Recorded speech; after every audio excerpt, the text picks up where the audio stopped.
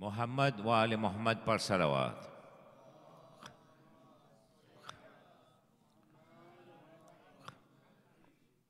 ला हौला वला कुव्वता इल्ला बिल्लाहिल अलील अज़ीम। Il n'y a aucune force, aucune puissance excepté celle de notre Créateur, le plus grand, le sublime. Runa Docteur Saïb Ilm, Cheikh Yassir Alidina Kibla, Saint-Denis vice-président Dr.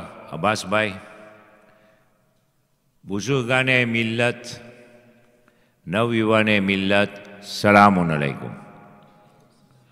મને એમ લાગે છે તમને પ્યાસ તો છે શેખનું ઇલ્મનું, પણ તમે સલામનો આવી રીતે જવાબ દેશો તો શેખે ગભરાઈ જાય છે. સલામુન અલૈકુમ. માશાઅલ્લાહ, અસંત અસંત. ખુશાને મદીદ Sheikh. Alhamdulillah, louange à notre Créateur. આપણે અલ્હમ્દુલિલ્લાહ અલ્લાહ સુબહાના તાલા તૌફીક અતા કરી છે કે આજે ઇન્શાઅલ્લાહ આજથી જે આ સ્પેશિયલ પ્રોગ્રામ શરૂ થશે. અલ્હમ્દુલિલ્લાહ. ધન્યવાદ છે સેંધની જમાતને જે આપણે પૂરતી લોજિસ્ટિકનું સગવડ કરી દીધી છે અને મદદરૂપ બનેલ છે. Conseil de l'Iaksir est enthousiasmé, ravi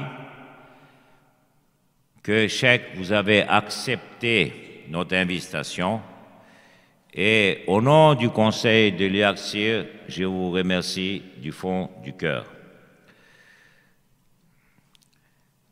Cheikh Yassir Saheb, જે તમને મેસેજ જરીએ એના બારામાં ઉજ્વાસન પેશ કરેલું હતું. ટૂંકમાં એટલું હું કહીશ કે diplômé de Londres en neurosciences et 12 ans d'études à Qom. અને તમે હિસાબ કરી લ્યો, કારણ કે આજે જ અમે હિસાબ કર્યા હતા ખાદિમે કોમ ગુલામભાઈ સાથે, કે એને આ જ પ્રમાણે આપણે આ વર્ષો કાઢે તો à partir de quel âge il a commencé.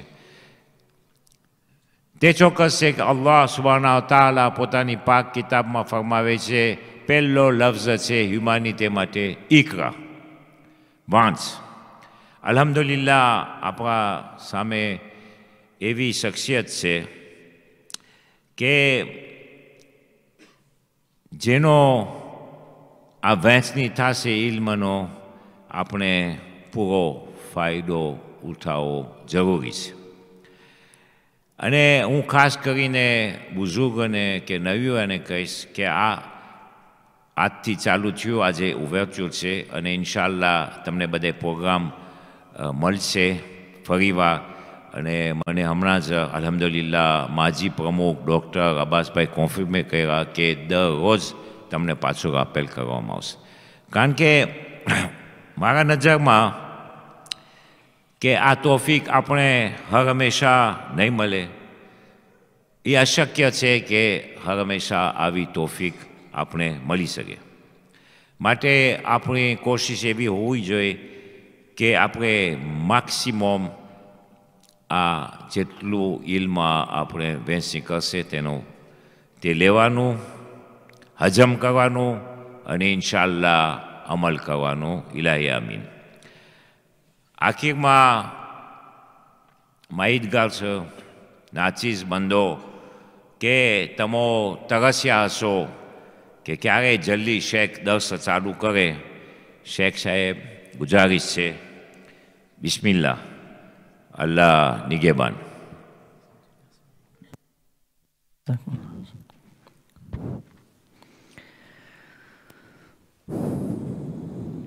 أعوذ بالله من الشيطان الرجيم. بسم الله الرحمن الرحيم وبه نستعين إنه خير ناصر ومعين وصلى الله على سيدنا محمد وعلى آله الطاهرين. اللهم صل على محمد وآل محمد وعجل فرجهم. السلام على المهدي وعلى آبائه الطاهرين. السلام عليكم ورحمة الله. Merci beaucoup pour l'introduction. Je suis très content d'être parmi vous. Ça fait 1 an. L'année dernière, on était supposé venir. Et puis à cause de la situation politique, on n'a pas pu voyager. Mais ça fait plaisir d'être là parmi vous cette année. Avant de commencer, j'aimerais mentionner quelques points d'introduction. Alors déjà, je suis d'abord anglophone et puis francophone. Mon français n'est pas tellement bien. Ça fait à peu près 20 ans que je ne parle plus français couramment. Je suis allé dans un système anglophone. Donc vous allez remarquer parfois je ne trouve pas mes mots ou je vais mettre un mot en anglais. J'espère que dans la salle il y a quelques-uns qui parlent l'anglais qui peuvent m'aider.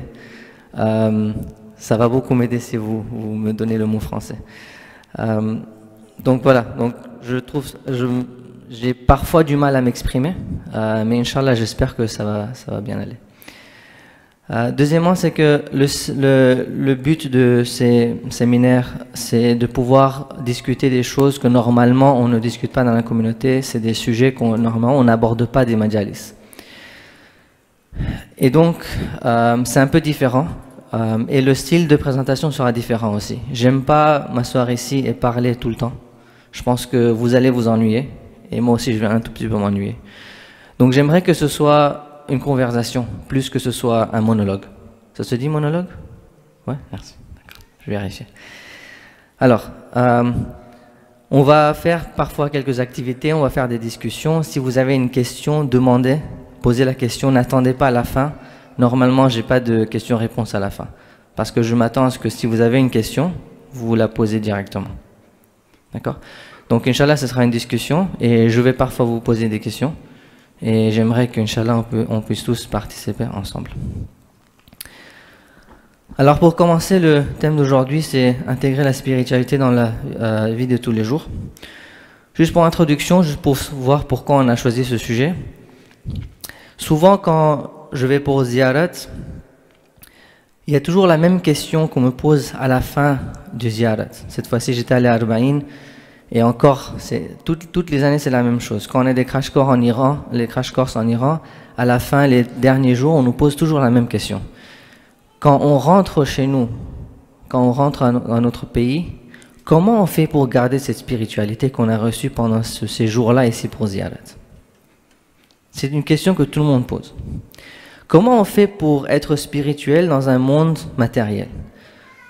Quand on est pour ziyarat, bon, on va faire ziyarat le matin, midi, soir, on va prier namaz et jamaat.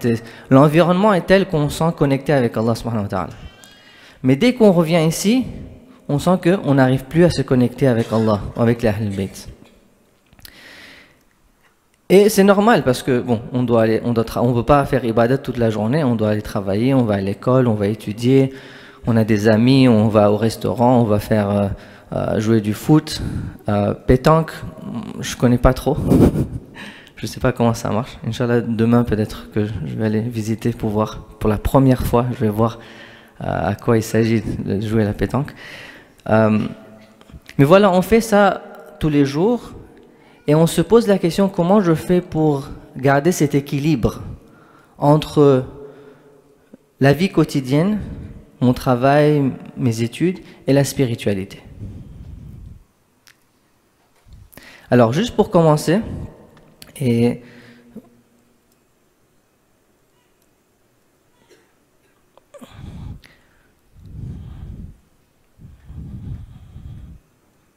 okay. Juste pour commencer, j'aimerais poser cette question pour voir quelles sont vos pensées à propos de ce sujet. Quelle est votre opinion? Comment est-ce que vous comprenez cet équilibre entre la vie de tous les jours, la vie quotidienne et la spiritualité?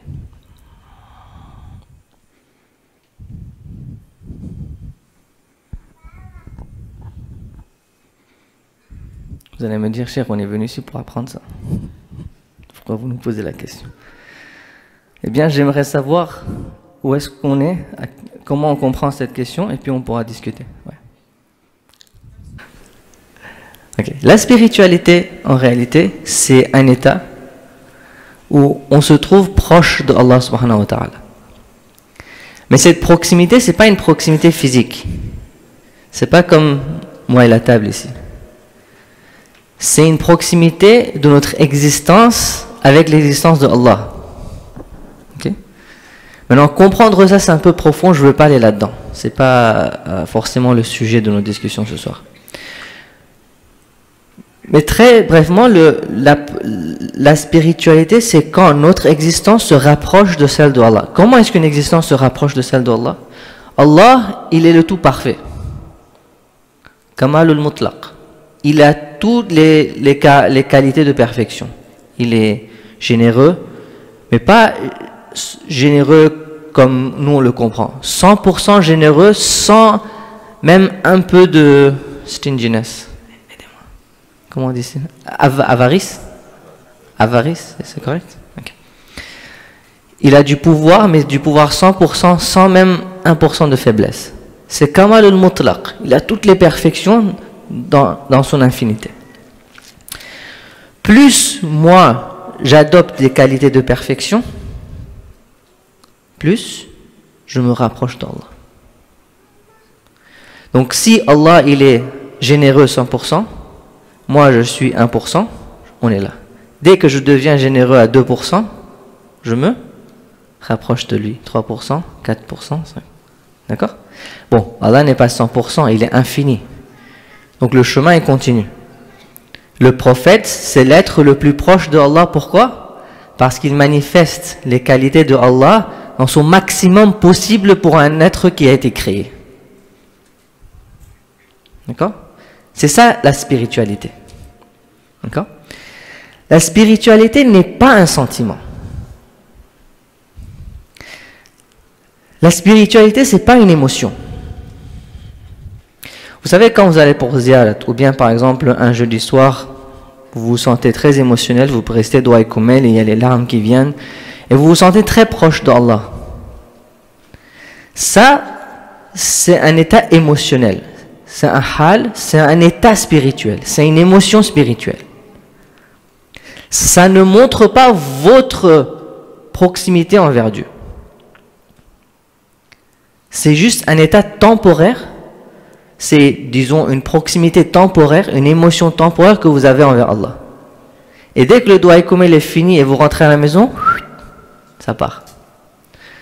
Vous allez pour Arba'in, vous allez pour Ziyarat, c'est là pendant quelques semaines, vous revenez ici, petit à petit, ça part. Cet état émotionnel, c'est un état spirituel, mais ce n'est pas la spiritualité, ce n'est pas la proximité.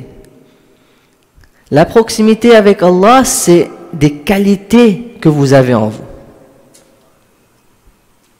Et quand vous avez une qualité, un malaka, cette qualité, elle reste, elle est là pour longtemps. Pour perdre une qualité comme ça prend du temps. C'est pour ça que quelqu'un qui est vraiment spirituel, ça prend du temps pour descendre. Parce que les qualités, ça ne se perd pas facilement. Si c'est vraiment une qualité que vous avez bien adoptée. Ça se dit adopter? Oui, merci. Alors, comment se rapprocher de Dieu? On vit dans un monde où il y a plusieurs façons de trouver la spiritualité. Maintenant qu'on a compris, ça veut dire quoi? Comment se rapprocher de Dieu? Comment avoir cette spiritualité? À travers ses actes, comment? Être généreux, être bienveillant, se rapprocher de plus en plus des qualités de Allah. D'accord. Donc déjà, les actions. Autre chose? Purifier son âme, oui. Comment on purifie son âme?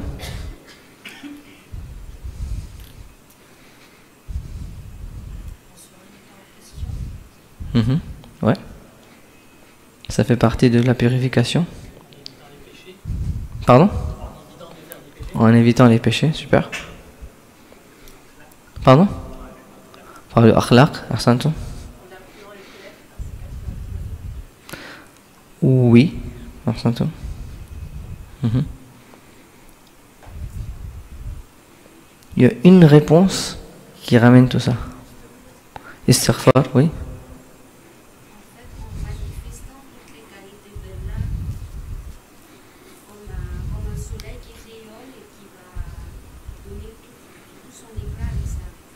Comment faire ça? Comment est-ce que je manifeste les noms d'Allah?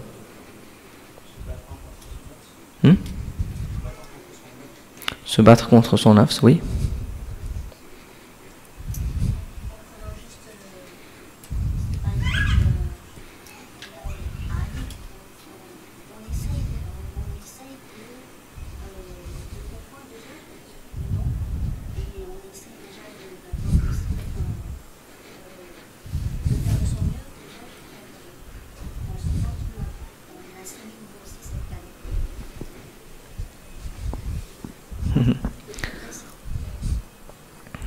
Ok, ouais. C'est possible pour certains noms. Pour d'autres noms, c'est très difficile.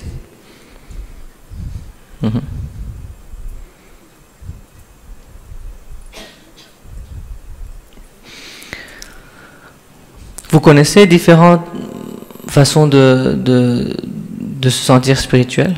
Des différentes méditations, des makatib. Comment on dit makatib? Cheikh Afnan?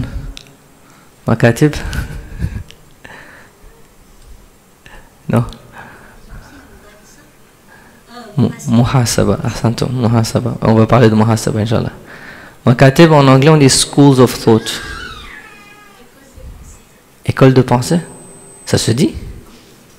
Ouais? D'accord.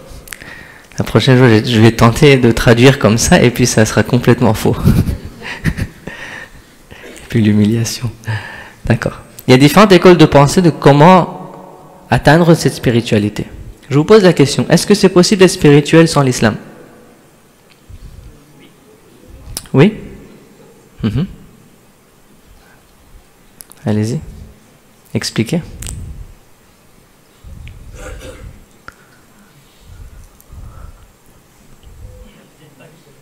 Pardon.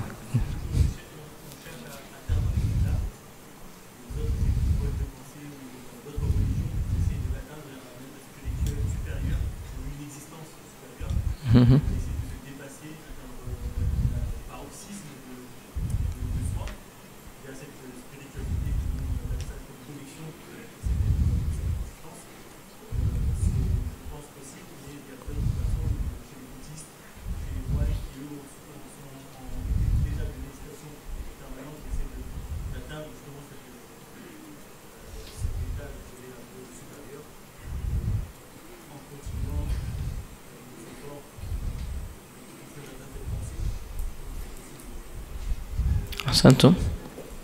Ok. Autre chose?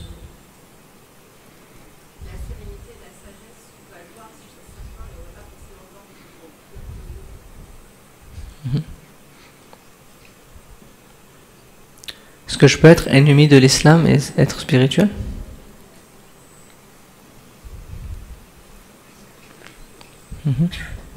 Oui.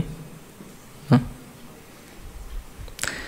On revoit la définition de la spiritualité. La spiritualité, c'est quand on est proche d'Allah. C'est la proximité avec Allah. Qu'est-ce qui nous rapproche d'Allah?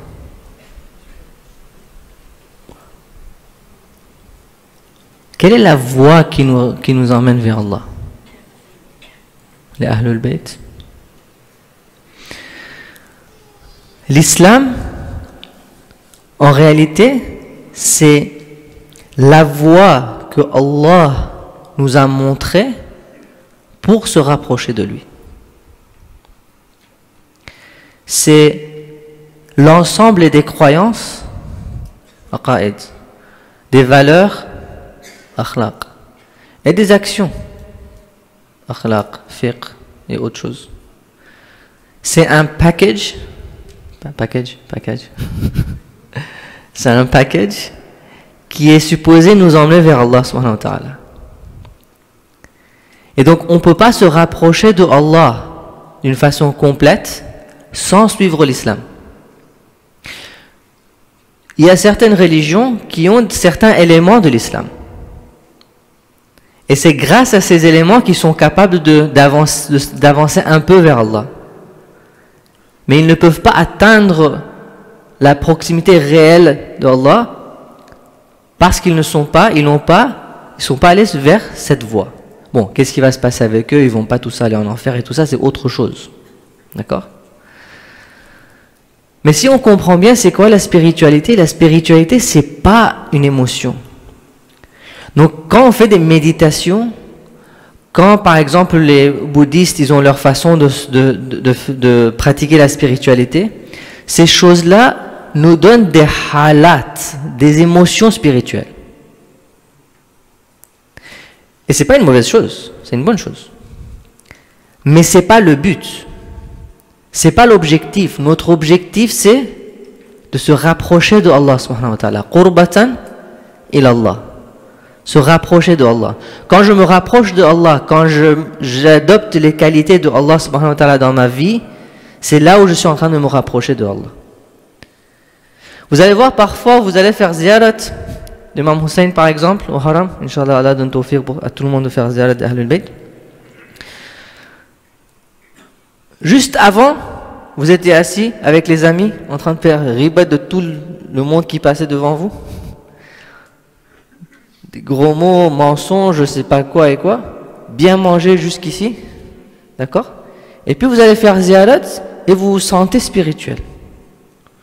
Vous avez les larmes aux yeux, vous sentez j'ai une connexion avec Allah. Et dès que vous sortez de là, il y a une fille qui passe, on la regarde, il y a ce truc-là. Et c'est plein de péchés ici et là, mais j'ai un sentiment spirituel. Vous pensez vraiment qu'on est proche de Dieu, de cette perfection, de cet être parfait, alors qu'on fait toutes ces mauvaises actions? Non, c'est pas possible. C'est pas une proximité physique. C'est pas le fait que je suis allé physiquement vers Imam Hussein. Il y a des gens dans l'histoire qui ont été physiquement très proches de l'imam Hussein. Il y a un homme qui a mis son pied sur la poitrine de l'imam Hussein, tellement il était proche de l'imam. Mais il n'était pas proche de l'imam. Physiquement, il était là. Spirituellement, il était très loin. Et il y a des gens qui ne peuvent pas se rapprocher de l'imam physiquement. Mais spirituellement, ils sont comme ça. Parfois, vous allez réciter Dua Kumel et vous n'avez aucune émotion. Vous allez essayer de pleurer, mais ça ne vient pas. Vous pensez que vous êtes loin de Dieu. Mais peut-être vous êtes plus proche de Dieu dans cet état qu'une personne qui est en train de pleurer. Pourquoi? C'est possible que vous, dans votre vie, vous êtes tellement soumis à Allah, mais à ce moment-là, vous n'avez pas l'émotion spirituelle. Et la personne à côté de vous, peut-être elle est en train de pleurer, elle a une émotion spirituelle. Mais dans ses qualités, dans son existence, elle est très loin d'Allah. Tout ça pour vous dire que le critère de la spiritualité, c'est pas les émotions. Les émotions, ça a des hauts et des bas. Ça va comme ça. Peut-être que vous étiez au travail et quelque chose s'est passé, vous vous sentez pas bien. Et à cause de ça, vous allez dans votre namaz, vous n'arrivez pas à vous connecter. Votre cœur ne se connecte pas. L'émotion ne vient pas. Mais peut-être que vous êtes déçu d'une opportunité qui était venue, où vous aurez eu beaucoup d'argent, mais vous avez abandonné ça parce qu'il y avait du haram dedans. Mais maintenant vous êtes déçu, vous venez prier namaz, il n'y a pas cette connexion. Mais vous vous êtes soumis à Allah. Vous pensez que vous êtes loin d'Allah? Non. Donc le critère pour savoir si vous êtes proche de Allah ou loin d'Allah, ce n'est pas les émotions. C'est vos actions. D'accord? Donc l'islam, c'est le chemin vers la spiritualité, le chemin principal. Comme je l'ai dit avant, il y a certaines religions, certaines écoles de pensée qui ont certains éléments de l'islam. Et grâce à ça, ils sont capables d'aller un peu en avance. Mais la voie primaire pour aller vers Allah subhanahu wa ta'ala, c'est l'islam. Si on comprend ça, L'islam, c'est un package de croyances, de valeurs et d'actions. D'accord? L'islam, en réalité, c'est un mode de vie. C'est une façon de vivre. Donc, si on vit de la façon dont l'islam nous apprend, automatiquement, on est dans la voie vers la spiritualité. Naturellement, on sera dans la voie vers Allah. D'accord? Il y a des questions jusqu'ici? Pensez donc que les chrétiens, les juifs et les autres religions ne sont pas sur la voie de la spiritualité. Imaginez mon état, tellement je dois le dire. Comme je l'ai dit, toutes les différentes religions ne sont pas battles 100%. Ils ont des éléments de la réalité. Mais le package en entier n'est pas la voie. Mais parce qu'il y a un fitra humain et parce qu'il y a des éléments de l'islam dans ces religions-là, c'est grâce à ça qu'ils sont capables d'avancer un peu. Le critère de la spiritualité et pour aller au paradis, c'est pas les rituels apparents. C'est la soumission envers Allah subhanahu wa ta'ala. Ça, c'est une autre histoire qu'on peut faire, Inch'Allah, un autre temps, sur le pluralisme. Quelle partie est principalement la plus marquée dans l'islam qui permet d'avancer dans la spiritualité que dans les autres religions? Tout. L'islam, chaque aspect de l'islam fait créer cette voie envers Allah. La différence, c'est ça. Cette discussion va, on peut discuter ça pendant 1 heure ou 2 heures. Ça va très long. Juste très résumé. Le critère, c'est la soumission. Si moi je sais que Muhammad sallallahu alayhi wa alayhi, Allahumma salli ala Muhammad wa ala Muhammad, est le messager de Dieu, et je n'accepte pas ça, si je le sais et je n'accepte pas, ça c'est kufr. Il n'y a pas de spiritualité là-dedans. La plupart de ces gens-là, les chrétiens, les juifs et tout ça, ils ne savent pas, ils n'ont pas le ilm. Et donc, c'est pas qu'ils rejettent la vérité, c'est qu'ils ne connaissent pas la vérité. Mais même un chrétien, si d'après sa croyance, il est supposé par exemple suivre Jésus dans certaines choses, et il ne le fait pas, il ne peut pas avancer vers Allah. C'est pour ça que j'ai dit c'est le chemin principal. D'accord? Mais la façon dont Allah nous juge, c'est pas d'après les apparences. En fait, vous parlez de soumission, mais un chrétien peut être totalement soumis dans sa religion. Et je ne vois pas la différence en fait. Si vous dites que le critère c'est la soumission, je pense qu'un chrétien il peut être tout à fait très bien soumis que par rapport à un musulman. Oui. Et si vraiment il est totalement soumis et vraiment il fait tout ce qu'il fait et il a aucune excuse, il a une bonne excuse pour ne pas venir vers l'islam, peut-être qu'il est dans une meilleure situation que moi. Oui, je suis d'accord. Le critère c'est la soumission. Il faut se soumettre à quelque chose de vrai. Pour lui, ça c'est le haqiqat qu'il a eu. Il s'est soumis à ça. Que l'islam n'est pas la voie, mais il peut y avoir plusieurs voies, puisque vous nous disiez que c'est la soumission. Et la soumission, on peut la retrouver chez d'autres religions. Ouais. Ah, ça, vas-y.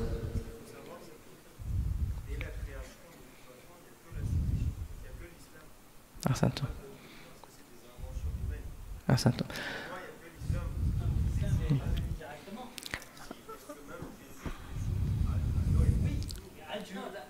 Ouais.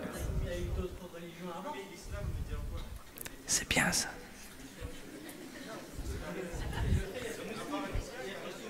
Non, c'est très bien. Ça, c'est un nous. Tu vois, d'abord, on n'a pas eu directement l'islam, il y a eu d'autres religions avant. Et on fait aussi.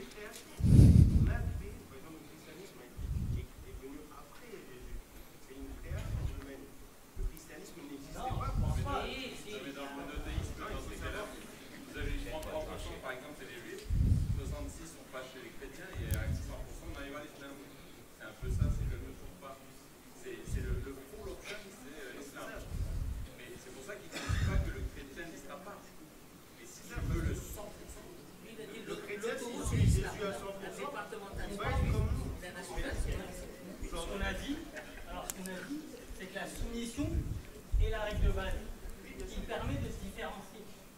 Est-ce que dans le christianisme et dans le christianisme ou dans le judaïsme, la soumission est différente que dans l'islam? C'est la même, parce que c'est la base. C'est la base. C'est la base de la religion. Mais c'est juste en fait, mais qu'est-ce qu'il t'a dit? Il t'a dit que s'il est vraiment soumis, il est peut-être meilleur que Cheikh. C'est sûr. Non, pas peut-être, c'est sûr. Non, n'ayez pas peur, dites-le, c'est pas un problème. Je veux pas le prendre mal. Alors,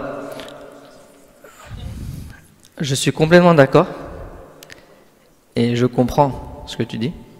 J'ai deux problèmes. Un, c'est la langue, mais franchement, j'arrive pas à m'exprimer.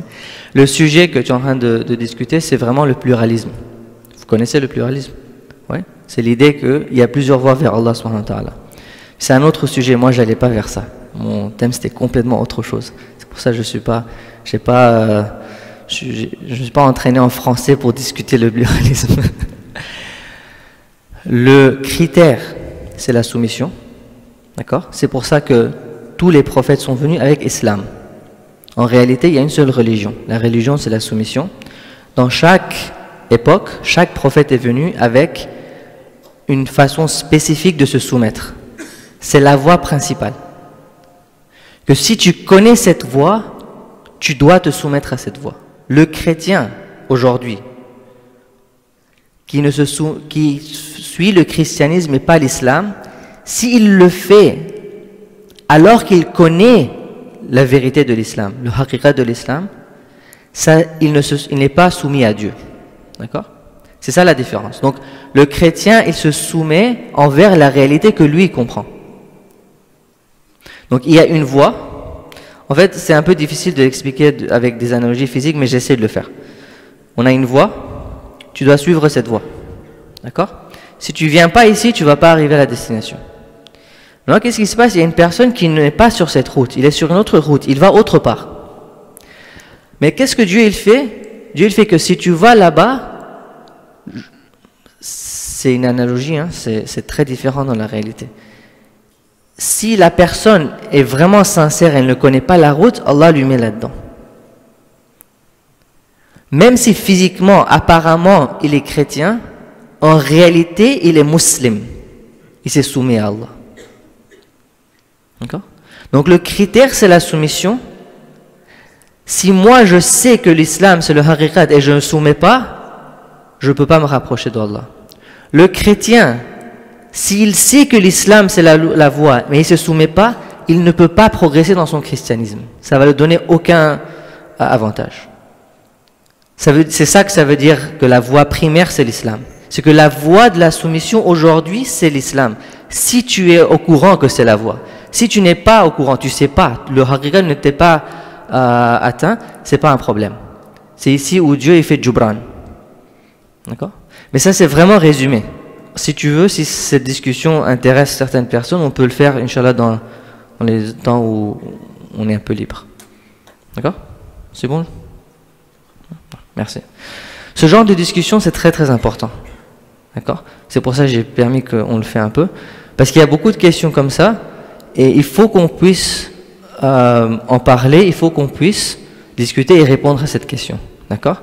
Mais la seule raison que je ne veux pas aller là-dedans trop, parce que c'est vraiment pas le thème. D'accord? Mon thème, c'est plus le côté spiritualité, pas ce côté pluralisme. D'accord? Mais Inch'Allah, après, on peut en parler. Merci. Ok. Alors, quelqu'un sait c'est quoi ça? Oh.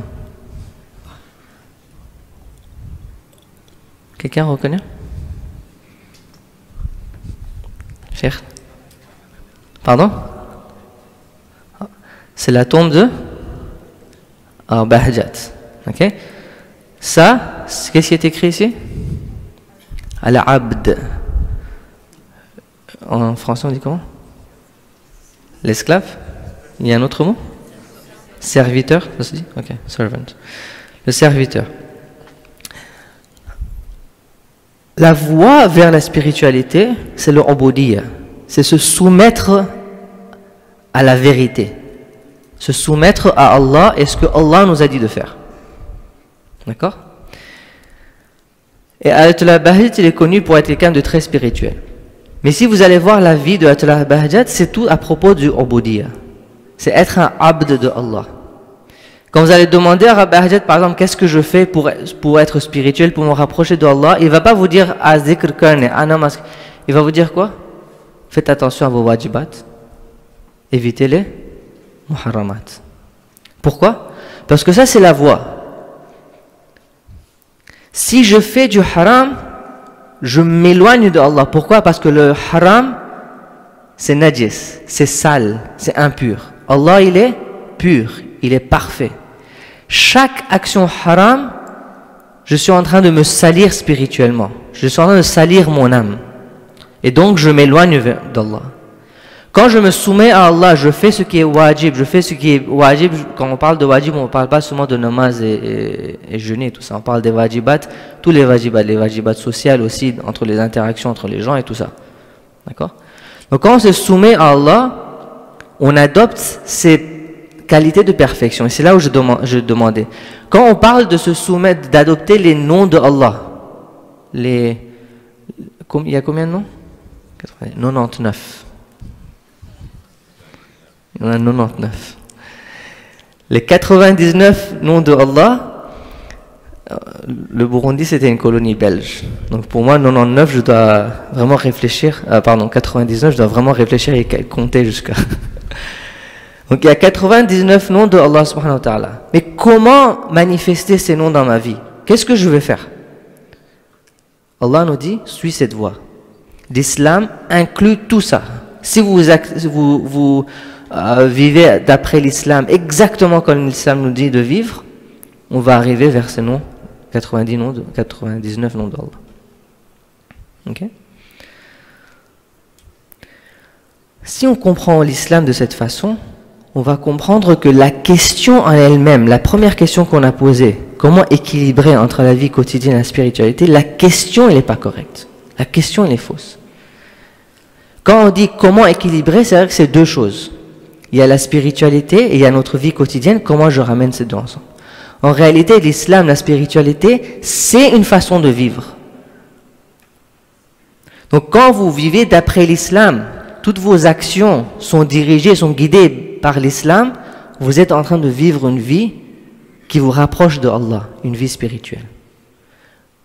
Oui, mais on ne sent pas la connexion. Ah, attendez, on a dit, le sentiment, les émotions, c'est pas la spiritualité. Ce sont des émotions temporaires. La vraie spiritualité, c'est quand je me rapproche de Allah, quand je deviens plus en plus parfait. D'accord? Et ça vient avec le ubudiyya, ça vient avec la soumission où je fais tout ce qu'Allah m'a dit de faire et j'évite tout ce qu'Allah m'a dit de ne pas faire. C'est un peu comme un logiciel ou un operating system, OS. Ouais. C'est ça qui gouverne nos actions. Si je dois... Comment est-ce que je vais faire talbiyat de mes enfants? Comment est-ce que je devrais parler à mon mari ou à ma femme? Comment est-ce que je devrais... Quelle, par exemple, étude je devrais faire? Quel travail je devrais faire? Est-ce que je signe ce contrat ou pas? Toutes ces choses-là, si je base toutes ces choses-là d'après ce que l'islam m'a appris, je suis en train de vivre une vie spirituelle. Et petit à petit, vous allez voir que les émotions spirituelles commencent à venir plus en plus. Ce n'est pas un critère, mais ça vient avec. Donc une personne qui est vraiment spirituelle, se rapproche d'Allah, les hauts et les bas émotionnels deviennent de plus en plus petits.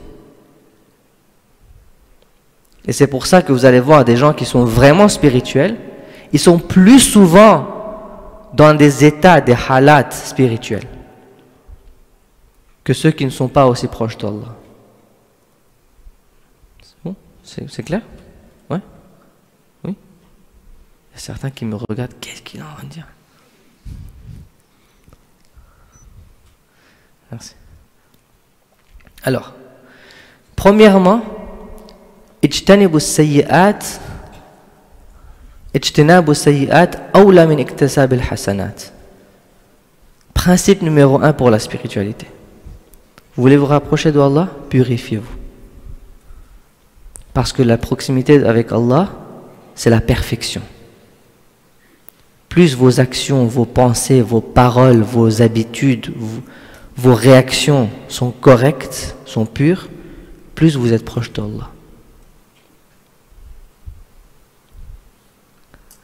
Parfois, on juge les gens d'après leur namaz, d'après leur ziyarat. Il y a un hadith, je ne me rappelle plus c'est quel imam, où il dit « Ne jugez pas les gens d'après kathrat as-siyam wa as-salah ». Quand vous voyez quelqu'un qui prie beaucoup, c'est bien, c'est important de prier. N'allez pas dire à la fin, j'ai une chose que j'ai appris aujourd'hui, alhamdoulilah, et j'ai plus besoin de prier.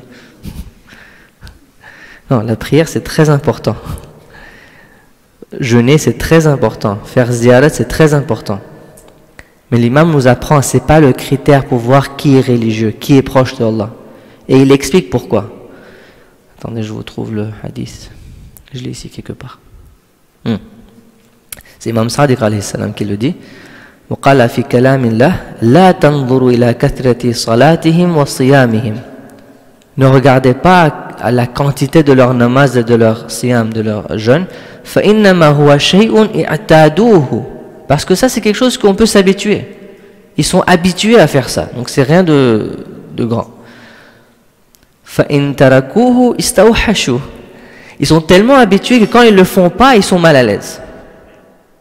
Donc et c'est important de prier. C'est une bonne chose même de s'habituer à prier. Ça rend les choses plus faciles. Mais ce n'est pas une façon de juger si je suis proche d'Allah ou pas. ولكن انظروا إلى صدق الحديث وأداء الأمانة. Mais si vous voulez voir si quelqu'un vraiment est religieux et spirituel et proche de Dieu, allez voir s'il dit la vérité. Allez voir s'il fait ada'ul amana. Si quelqu'un le donne un amanat, il prend soin de ça. Et il le rend, il le remet. Pourquoi? Parce que ça, c'est des qualités. C'est des qualités qu'une personne doit adopter. Ça prend beaucoup d'efforts. Et on ne peut pas s'habituer à ça. Si on s'habitue à ça, ça veut dire qu'on a vraiment adopté une qualité. Mais prier namaz, Ibn Muldim, il priait namaz. Omar ibn Saad, il était hafiz, si je ne me trompe pas, hafiz du Coran.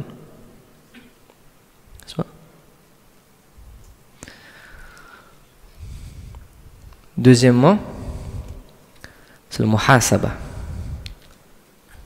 C'est la meilleure traduction que j'ai trouvée, l'auto-évaluation. Ça se dit? Vous avez un autre mot pour ça? L'introspection, ouais. Pardon? L'examen de conscience. Ok. Alors ChatGPT m'a dit ça, mais j'ai pas eu confiance. Je dis, j'ai jamais entendu ça, je sais pas si c'est trop. Ya Hisham, laysa minna man lam yuhasab nafsa. Oh Hisham, quelqu'un qui ne fait pas muhasaba, quelqu'un qui ne fait pas d'introspection, qui ne revoit pas ses actions, cette personne n'est pas parmi nous. Fi kulli yawm, tous les jours. Tellement c'est important. Et il explique comment ça se fait. فَإِنْ عَمِلَ حَسَنًا اسْتَزَادَ مِنْهُ وَإِنْ عَمِلَ سَيِّئًا اسْتَغْفَرَ اللَّهُ مِنْهُ وَتَابَ. C'est quoi le muhasaba? C'est qu'on réfléchit sur nos actions, nos paroles, nos pensées, nos réactions, nos habitudes. On réfléchit là-dessus. L'imam dit tous les jours. Si on voit une qualité, on demande à Allah d'augmenter ça. On remercie Allah, on le demande d'augmenter. Et si on voit qu'on fait des mauvaises choses, qu'on a des défauts, on fait istighfar, on demande pardon, et on fait tauba. Tauba, ça veut dire, on se tourne, on laisse cette chose-là. On décide que je ne veux plus continuer ça. C'est possible que demain, je refais la même erreur. Mais c'est important que chaque fois que je fais une erreur, je réalise que j'ai fait une erreur, je demande pardon à Allah, donc j'accepte que j'ai fait une erreur, et je prends la décision que je vais essayer de ne plus le faire. Et les premiers jours, vous n'allez pas voir trop de différence. Mais plus on le fait, après quelques semaines, vous allez voir que vous le faites beaucoup moins. Jusqu'au point où vous allez vous purifier de cette action. Et quand on se purifie d'une action, on se rapproche du kamal, de l'être parfait. Et ça, c'est la spiritualité. Alors, comment on fait pour intégrer l'islam dans notre vie quotidienne? Il faut comprendre que l'islam, c'est un mode de vie. Donc, ça inclut tous les aspects de notre vie. En tant qu'être humain, on a 5 dimensions. On a le physique, on a le spirituel, notre âme, on a l'intellectuel, on a l'émotionnel, on a le social. L'islam a des instructions pour toutes ces dimensions, pour tous ces aspects de notre vie. Nous, on est coincés avec le namaz. La raison pourquoi je donne l'exemple du namaz, c'est pas parce que c'est pas important. Le namaz, c'est très important. C'est une des actions les plus importantes qu'on a, mais c'est pas la seule. On a des gens qui prient, mais qui frappent leurs enfants. Oui, tu fais bien de prier, mais c'est pas assez, tu peux pas frapper ton enfant. Bon, il y a des gens qui disent que si cette personne frappe son enfant, son namaz n'est pas accepté, ça sert à rien de prier. Non. Ça marche pas comme ça. On dit pas que si tu fais pas une bonne action, tu laisses toutes les autres bonnes actions. Non. Il faut qu'on prie, mais il faut aussi qu'on fasse attention à nos relations sociales, à nos relations familiales, aux autres actions de dans notre vie.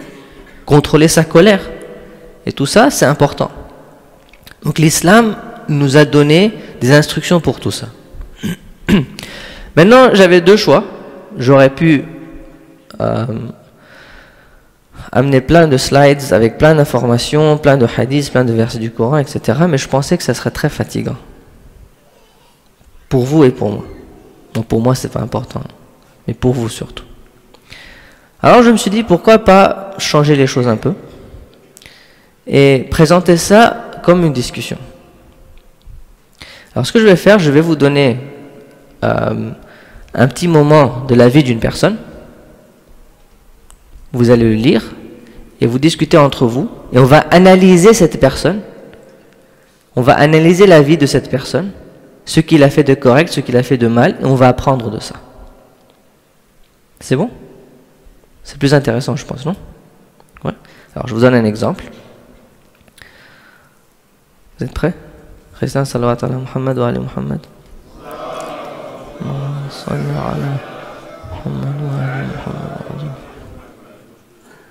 On va prendre une pause dans à peu près 15-20 minutes, c'est bon? Vous n'êtes pas trop fatigués? Si, ils sont fatigués. Soukal.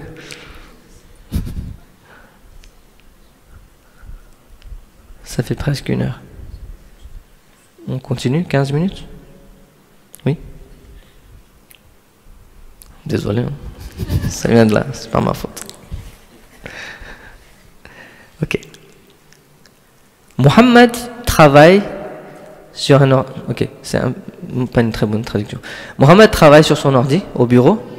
Quand un de ses collègues vient lui dire, c'est l'anniversaire de Amy, pardon, un nom anglais. Amy, vous avez ça en français? Amy, non?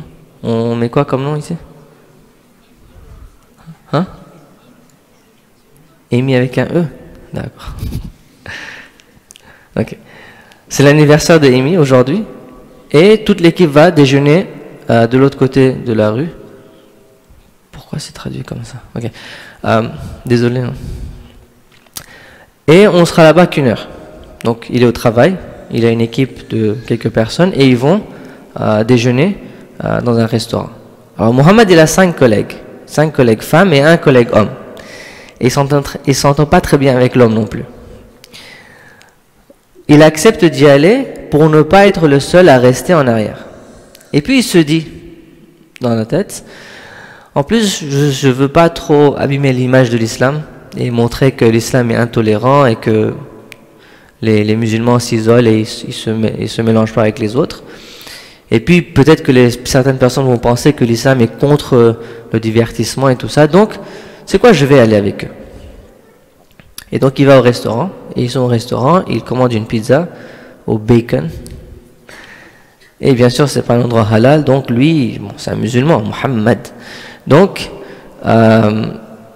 il achète une pizza végétarienne pour lui-même. Bon, ses collègues ne sont pas musulmans, donc eux, ils vont acheter de l'alcool, du vin, un gâteau au chocolat, et ils font la fête, quoi. Bon, Mohammed, il va pas boire le vin. Et puis, finalement, ils récitent joyeux anniversaire, ils prennent des photos de groupe, et ils s'amusent bien. Et puis, finalement, Mohammed, qui s'est bien amusé, ils retournent tous au bureau, et tout le monde est très content, ils sont en train de se parler entre eux et tout ça. Ça, c'est un petit développement dans la vie de Mohammed. Alors, je vous donne 2-3 minutes. Discutez entre vous et analysez cette situation. On parle de quoi? On parle de comment intégrer l'islam dans notre vie. D'accord? Et dans notre vie, on a beaucoup de situations pareilles. Donc, si on analyse cette personne, on peut apprendre beaucoup de comment gérer des situations pareilles. Ok? En 2-3 minutes, discutez entre vous. Et puis, vous pouvez donner vos idées, Inch'Allah. Ok, sallu ala Muhammad wa ali Muhammad. Allahumma salli ala Muhammad wa ali Muhammad wa ajjal faraja. Vous savez pourquoi je traduis tout ça? C'est parce que mon orthographe, elle n'est pas bien. Bon, déjà que je parle pas aussi bien, mais mon écriture est encore pire. Donc j'écris tout ça en anglais, puis je donne ça à ChatGPT, et puis je mets là, normalement je corrige, mais bon, il y a certaines erreurs qui restent. C'est pour ça que je traduis, je suis plus rapide à écrire en anglais. Pardon? Moi, c'est ce que je pensais. Mais souvent, on me critique. Il y a une fois même quelqu'un qui m'a dit dans un jamaat que Cheikh, tu as mis mon état au Moukla au PowerPoint et je vais corriger pour vous. Et là, j'ai réalisé que pour les Français, l'orthographe, c'est très important. N'est-ce pas? C'est très très important. Donc, à mon avis, c'est pas grave, mais à votre avis, c'est très grave. Bon. Alors, si vous avez pu analyser.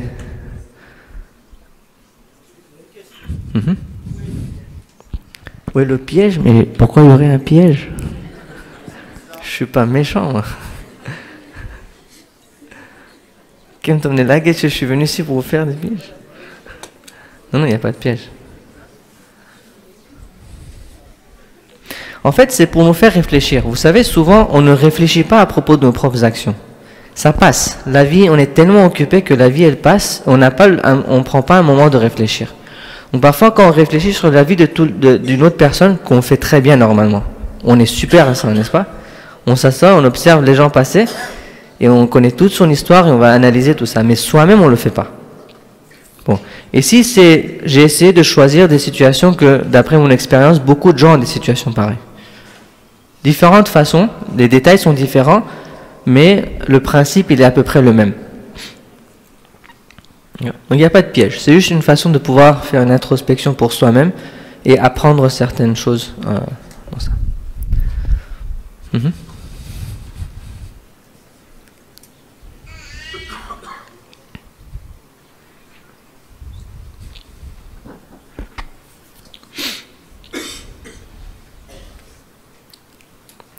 Le silence ne me gêne pas du tout.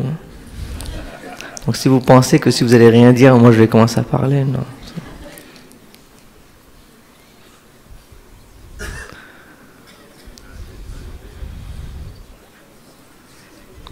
C'est maintenant que vous commencez à réfléchir là. Ça t'y est pétant que nous atcoltada. C'est une situation qui nous arrive finalement presque tout le temps dans la vie. Et moi je trouve qu'on a donné le barano de qu'est-ce qu'ils vont penser de l'islam, etc. Et souvent ce qu'on fait c'est que la chose qu'on veut faire, ce que notre neuf veut faire, on le fait et on essaie de le relier, de donner un barano que l'année un gomme c'est, on fait notre ayatollah. Ah, c'est un ton. Donc ça c'est un point très important. Souvent on fait des choses qu'on sait qui n'est pas correctes, mais on le justifie d'une façon et on accuse l'islam. Comme je viens de le faire. Moi je voulais arrêter dans 15 minutes, vous ne vouliez pas et je l'ai mis sur ça vient passer, n'est-ce pas? C'est exactement ce qu'on fait avec l'islam. Souvent on veut faire quelque chose ou on ne veut pas faire, on trouve une façon de justifier et on met ça sur l'islam. Alors maintenant, la prochaine fois, alors le but de cet exercice, c'est ça, c'est que la prochaine fois, quand on fait une chose pareille, immédiatement on s'arrête, on se dit, ah, attention, est-ce que je suis en train de justifier ou pas? Est-ce que c'est correct ou pas? Ouais. Okay. Autre chose?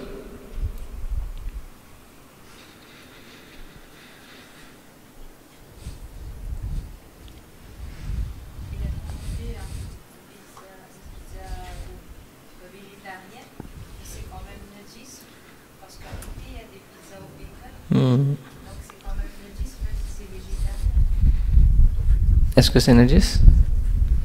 Levez la main si vous pensez que c'est najis. Levez la main si vous pensez que c'est pas najis. Et le reste pense que c'est najis et c'est pas najis. Ça dépend. Non, il n'y a pas de piège. Pour le najasat, et c'est un très bon point, c'est important qu'on apprenne ça. Il y a une différence entre quelque chose qui est halal pour manger et quelque chose qui est najis. Quand il s'agit du halal, le principe islamique nous dit qu'il faut être sûr que la viande est halal pour qu'on puisse la manger. Pour le najasat, c'est l'opposé.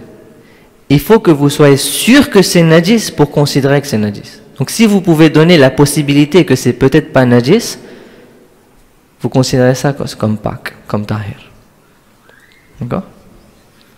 Donc dans ce scénario, ça se dit, hein, scénario? Dans ce scénario, il n'y a pas une raison valable pour dire que c'est najis. Vous avez vu? Pas forcément. Pas forcément, on ne sait pas. Je sais. Moi, je ne mangerai pas, mais ce n'est pas najis. On a un hadith, c'est très intéressant. Quand il s'agit d'une najasat et du halal, c'est très intéressant. J'avais vu ça il y a très très longtemps. Il y a un hadith où il y a un bol de lait et le compagnon, il voit, il y a un chien qui vient, qui est à côté du bol de lait avec un peu de lait sur son truc. Et il dit à l'imam que ce lait il est najis, et l'imam il dit non, est-ce que tu l'as vu boire là-dedans? Il dit non, tant que tu n'es pas 100% sûr qu'il a touché le lait, tu considères comme si c'est Pâques. D'accord? Pour nous c'est difficile parce qu'on est très rapide à juger que ça a najis, et c'est pour ça que pour beaucoup de religieux c'est très difficile de vivre dans ce monde. Surtout quand aller aux toilettes et tout ça. Mais l'islam, dans ce sens-là, est très flexible. Mais quand il s'agit de manger de la viande, là, l'islam dit non, il faut être sûr que c'est halal. S'il y a une possibilité que c'est haram, vous ne mangez pas. Okay. Autre chose?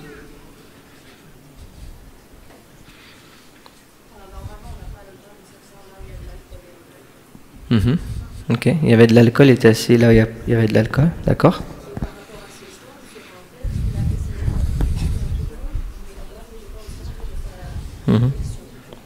Il a essayé de faire plaisir aux autres. Donc pour lui, la priorité, c'était pas Allah. Okay. Autre chose?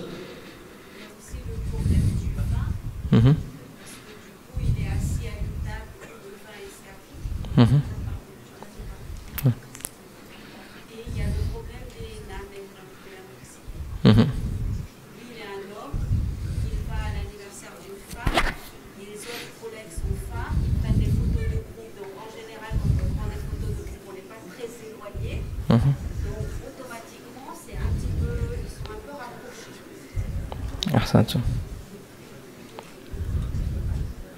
Et moi, ma question, c'est qu'est-ce que Mohamed devrait faire?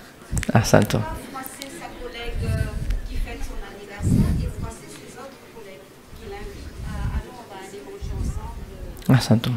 Ça, c'est une très bonne question. On ne pense pas seulement au problème, on pense aussi à la solution. Quelqu'un a une solution? Peut-être que Mohamed peut inviter tout le monde dans un restaurant halal. Si ça ne vous gêne pas, je vous propose d'aller plutôt à tel restaurant plutôt que l'autre. Ce serait possible si ça a été organisé à l'avance. Mais ici, dans cette situation-là, vous vous trouvez dans une situation où tout à coup, on vous dit qu'on va au restaurant, viens avec nous. Allez, comme ça.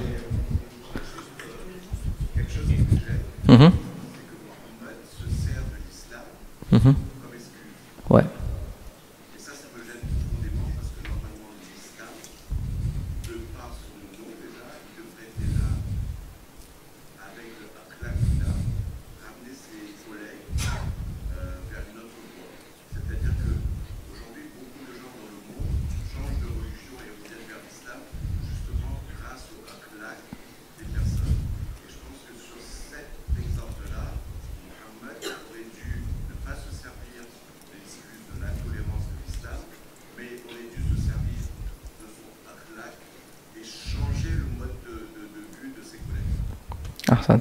Comment est-ce qu'il aurait changé le mode de vie du collègue? Il aurait proposé des voies différentes. Peut-être, au lieu de traverser la rue et de chercher du travail ailleurs, comme l'a fait le président, ça c'est brutal. C'était juste peut-être proposer de la restauration halal pour que tout le monde puisse être au même niveau de repas, parce que eux, ils mangent, même s'ils ne mangent pas halal, ils mangent pas. Et il y a une autre solution. Ouais. Alors, quand on analyse la situation comme ça, on peut se dire qu'il y a des choix différents. Mais le problème, c'est que il n'avait pas ce choix. Il se trouve dans une situation où tout à coup, on lui dit, viens, on va manger.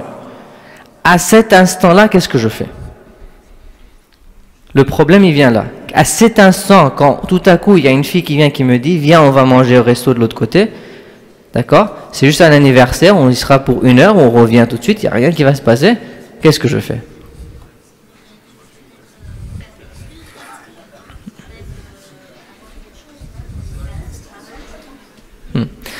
Alors, ouais. Est-ce qu'on peut mentir dans cette situation? Non. Non.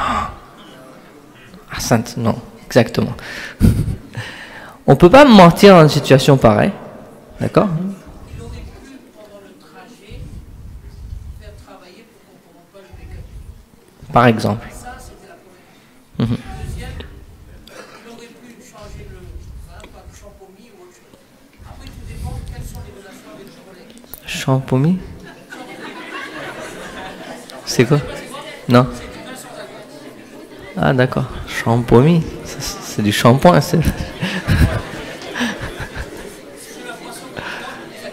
D'accord. Ok, je savais pas. Attends, je vais écrire ça. Ah d'accord. Ok. Tout dépend des relations que vous avez avec vos collègues. Parce que si vous avez des bonnes relations avec vos collègues, ils connaissent que vous êtes musulmans. Ouais. Que le vin et le bacon est interdit. Donc Ah, ça. automatiquement, si vous respectez vous, vous avez des collègues que vous respectez, ils sont prêts à suivre votre demande. Ah, ça. Et souvent, ceux qui arrivent à la réunion, je ne sais pas chez vous, ici qu'on est entre collègues, souvent, pas forcément tout le temps, mais souvent on arrive à diriger vers du végétarien. Ouais, Arsène. Donc il y a plusieurs...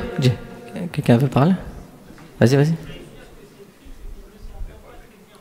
Ouais. Il s'entend pas bien avec son collègue homme. Il s'entend bien avec les filles.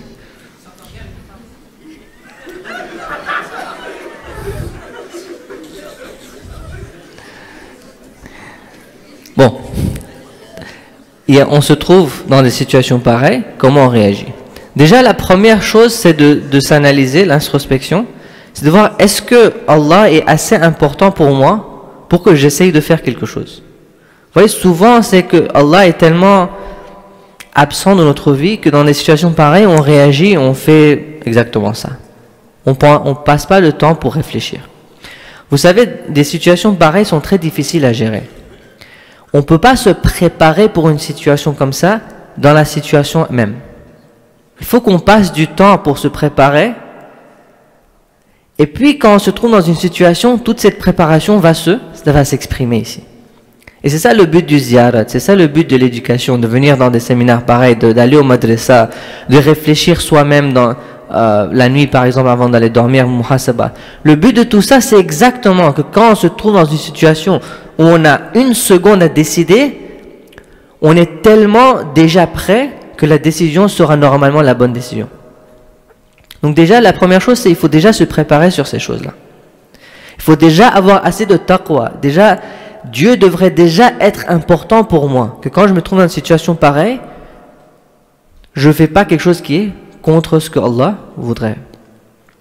Alors déjà, une chose très facile, il aurait pu trouver une excuse très même banale. Il aurait pu dire, tu sais quoi, je suis en train de travailler, là tout de suite je ne pourrais pas venir. Mais tu sais quoi, dis joyeux anniversaire à Amy de ma part. Ou quand elle revient, je vais lui dire, je vais la féliciter, ou je ne sais pas comment. Donc il aurait pu trouver une raison banale. Mais il y a une chose, il y a un problème dans cette situation, dans ce scénario. Comment on dit en français peer pressure? Pression? Non. Pression des pairs? Sociale, d'accord. Et à la pression, c'est plus facile pour moi. Et à la pression sociale, où il est dans un environnement où il n'aimerait pas que ces gens-là le voient d'une différente façon, il veut s'intégrer, il a cette pression d'aller là-bas. Et lui, il préfère d'être bien avec eux, mais de faire quelques haram dans le chemin, que de s'isoler. Et ça, c'est une décision très, très, très difficile. Parce qu'en tant qu'être humain, on est des êtres sociaux. On aime bien être parmi des gens, être respecté par les gens, être aimé. L'être humain aime être aimé. Il aime être respecté. Donc normalement, on cherche à être aimé par des gens et à être ami avec les gens. Et ça, c'est parfois un choix très difficile dans la vie, de choisir la solitude. Mais parfois, il faut le faire. Qurbatan ilallah. Parfois, quand il n'y a pas le choix, si on se trouve dans une situation où c'est entre avoir des mauvais amis, faire des mauvaises choses, et être seul, parfois il faut choisir la solitude. Bien que c'est difficile. Et ça fait partie de ce djihad qui nous rapproche d'Allah subhanahu wa ta'ala. Parfois on doit prendre une décision que les gens autour de nous ne vont pas aimer. Bien sûr, il faut faire attention que cette décision, vraiment, c'est la bonne décision. D'accord ? Mais parfois, il y a des situations pareilles, il faut le faire. Et là, vous allez peut-être penser à Muslim ibn Aqil. Vous allez peut-être penser à Abu Dhar.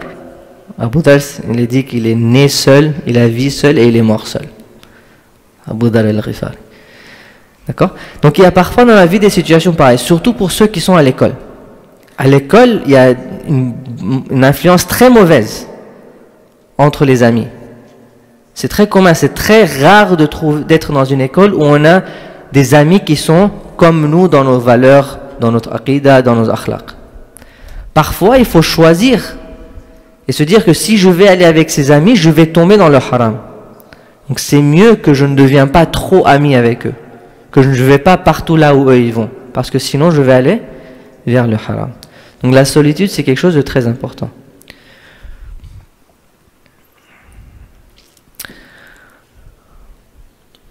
Une autre chose qu'il aurait pu faire, si par exemple ne pas y aller, ce serait quelque chose de très mauvais.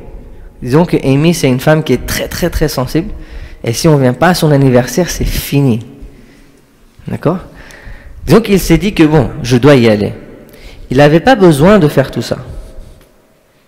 Vous savez, parfois il y a une façon très, avec beaucoup de respect, de même parler au sexe opposé, sans devenir très amical. Ça, c'est une qualité qu'on doit apprendre. Que je peux parler à une fille sans essayer de l'attirer. Sans faire des choses qui vont commencer à rendre les choses très, comment on dit, light et amicales entre nous. Il n'y a pas besoin de faire ça. Il y a une façon, on peut parler avec beaucoup de respect. Parce que parfois, les gens, ils pensent que l'islam dit on ne doit pas avoir de respect entre nous. Les hommes, vous ne parlez pas aux femmes, les femmes, vous ne parlez pas aux hommes, il faut toujours être comme ça. Non, ce n'est pas ça l'islam. Je peux parler à une fille avec beaucoup de respect sans devenir trop ami avec elle. D'accord ? Donc, il aurait pu aller au restaurant, s'asseoir à côté, et ils sont en train de faire la fête et tout ça. Lui, il enlève son petit tasbih peut-être. Astaghfirullah. Non, je blague. Il aurait pu s'asseoir, pas trop s'intégrer dans la situation, garder son contrôle. Là où il y a besoin de faire un sourire, il fait un sourire, par respect. D'accord ? Là où il faut manger, peut-être qu'il prend un chips ou il prend sa pizza. Donc vous voyez, il garde cet écart.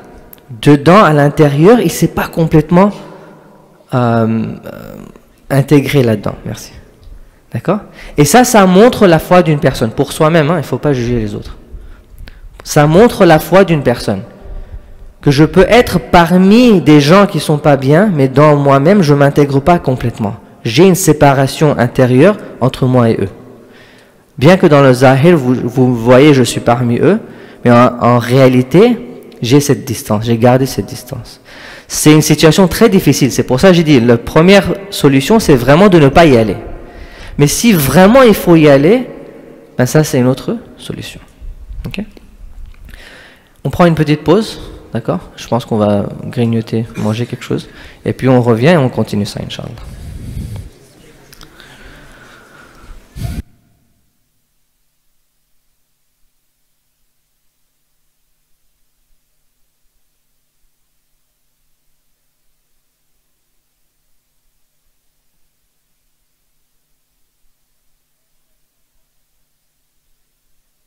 صلوا على محمد وآل محمد اللهم صل على محمد وآل محمد وعجل فرجه. On m'a dit que c'est une erreur de donner une pause. Ouais. La prochaine fois, on est assis 4 heures de suite sans pause, d'accord? Ok, il y a eu plusieurs questions pendant la pause. Je vais rapidement répondre à ça et puis on continue. Alors déjà, la leçon ici, il y avait la leçon de la solitude, que parfois on doit se protéger des pressions sociales et choisir la solitude pour ne pas aller vers le péché. Ça, c'est numéro 1. Numéro 2, la deuxième leçon ici, c'est que le haram ici, c'est pas seulement le côté zahir où il est assis parce qu'il y a du vin et tout ça. Ça, c'est aussi, c'est mauvais. Mais la mauvaise chose qui s'est passée ici, c'est que ce garçon va dans un environnement où il y a des relations très amicales avec les filles. Et ça, c'est pas correct. D'accord? Comme je l'ai dit, avoir une relation respectueuse avec une femme dans un milieu professionnel où vous travaillez, c'est pas un problème. Mais dès que ça commence à devenir beaucoup plus que le travail, où vous commencez à rigoler, se taquiner, faire des blagues, ça, c'est dépasser la limite. Et ce qui se passe ici, c'est que il va dans un environnement où il est en train de blaguer et faire tout ça avec les filles. Donc c'était ça le haram ici. Quand il s'agit de la pizza végétarienne, alors, est-ce que c'est haram de manger dans un restaurant qui n'est pas halal? Je veux clarifier ça. Il y a une règle générale. La pratique, l'application de la règle, c'est à vous, à chaque personne, de l'appliquer dans votre vie. La règle dit comme ça. Si vous n'êtes pas convaincu qu'une chose est najis, vous la considérez comme halal. C'est pas à moi de venir vous donner mon opinion de ma poche. Que tu mets un restaurant manéka parce qu'ils vendent du porc. Ça, c'est mon opinion. Mon devoir, c'est de vous dire ce que l'islam dit. Chacun doit agir d'après sa conviction. Peut-être je suis une personne qui a beaucoup de choc. Et moi, je suis convaincu, par exemple, que dans ce restaurant-là, il mélange la nourriture, donc c'est najis. Mais je ne peux pas créer une règle générale que dans chaque restaurant qui n'est pas musulman, par exemple, la nourriture, elle est haram. J'ai pas le droit de faire une annonce pareille. D'accord? Chacun d'après sa conviction. Vous allez dans un restaurant qui n'est pas musulman. Si vous n'êtes pas convaincu que la nourriture ici est najis, vous pouvez manger. Non, chacun sa conviction. Moi, personnellement, quand je vais dans un restaurant où, par exemple, ils ont du bacon, par exemple, ils font des burgers avec du porc et du burger avec de la viande, et je sais que les utensils, comment on dit? Ustensiles? Non, vous n'êtes pas sérieux. Ok. Et les ustensiles sont mélangés. Moi, personnellement, je suis convaincu que c'est mélangé, que c'est najis. Donc moi, je ne vais pas manger. D'accord? Mais il y a une personne qui dit que non, moi, je sais que dans les restaurants, souvent, ils ne mélangent pas ces choses-là.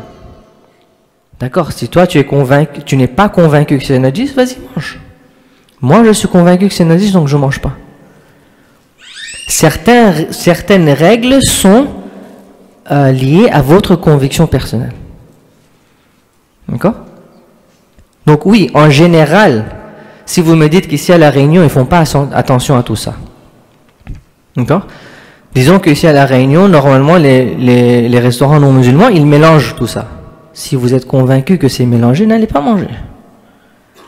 Mais ça ne me donne pas à moi le droit de dire aux autres qu'on a un kata. Peut-être qu'il dit, moi je ne suis pas convaincu. Moi je pense vraiment que la nourriture n'est pas forcément mélangée. Et ça n'affecte pas ma spiritualité. Comment est-ce que je fais quelque chose de halal et ça m'éloigne de Allah? C'est injuste. C'est pas possible que je fasse quelque chose qui est halal, il n'y a aucun kirahat, il n'y a rien de makruh dedans, et ça va m'éloigner d'Allah. Dans l'islam, il y a des situations où le ihtiyat a été recommandé. Mais ça, c'est d'autres situations. Le ihtiyat, c'est pas pour le faire partout, n'importe comment. Il y a des situations où l'islam nous apprend, et si vous faites ihtiyat, comme par exemple pour la viande, si vous ne savez pas que la viande est halal ou haram, vous considérez haram. D'accord? Ici, vous faites ihtiyat. Ici, on fait ihtiyat, on ne mange pas. Là où je sais que la viande, elle est halal, mais je ne suis pas sûr que c'est najis ou pas, l'islam nous dit, ici, si tu manges, si tu n'es pas convaincu que c'est najis si tu manges, il n'y a rien. Il n'y a aucun effet spirituel. Mais sois honnête. Vraiment, tu n'es pas convaincu. D'accord? Il ne faut pas jouer avec l'islam non plus. C'est Allah qui sait. Il ne faut pas se dire que non, je sais, je suis convaincu que c'est najis, mais bon, voilà, chéri, il a dit que c'est pas grave. Non, non, moi, j'ai pas dit ça. Attention. J'ai pas dit aller manger n'importe où. J'ai dit que c'est une conviction personnelle. Donc moi, je ne peux pas me permettre de venir devant vous en tant qu'une personne qui est supposée vous donner l'opinion de l'islam, et puis je vous donne mon opinion. Ça ne peut pas marcher comme ça. C'est bon? Il y a d'autres questions?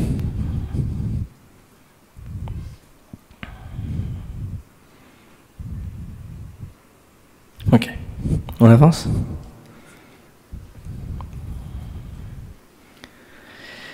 Fatima se lève pour prier. Elle ressent différentes douleurs c'est un peu couvert là-bas. Douleurs dans le dos et les jambes, etc. Lorsqu'elle se tient debout pour le takbir, elle commence à douter si elle a fait wudu ou pas. Elle réfléchit, elle se souvient d'être allée aux toilettes, elle se rappelle avoir lavé son visage. Elle décide, Inch'Allah, elle a fait son wudu, elle commence à prier. Pendant la prière, elle se souvient d'un épisode de la série The Rookie. J'ai vérifié, apparemment c'est là en français. N'est-ce pas? Vous connaissez la série? Le flic de Los Angeles, n'est-ce pas? J'ai fait mon devoir. Et en français, il s'appelle Nolan aussi, donc c'est bon. Et il se rappelle d'un épisode où Nolan a menti à son supérieur, etc. Elle se rappelle aussi qu'elle a quelques devoirs à rendre pour lundi. Elle doit enseigner un cours au madrasa. Ah, c'est pas une mauvaise idée. Elle doit apprendre un cours au madrasa. Peut-être qu'elle veut parler du mensonge et donner l'exemple de Nolan dans son cours. Ah oui, et puis il faut aussi nettoyer la maison, etc. Ok? Enfin, elle récite les 3 takbir, Allahu Akbar, Allahu Akbar, Allahu Akbar. Elle se lève rapidement, elle fait sa deuxième prière. Et en 10 minutes, rapidement, elle fait un thé ou un café, elle prend un sandwich et elle s'assoit pour regarder la série. Elle regarde la télé jusqu'à 2 h du matin et puis elle va dormir. Elle se dit, bon, j'ai toujours demain matin pour préparer pour le madrasa. Alors je vous avoue, je ne sais pas si les femmes elles font ça, mais je sais que les hommes ils le font. D'accord?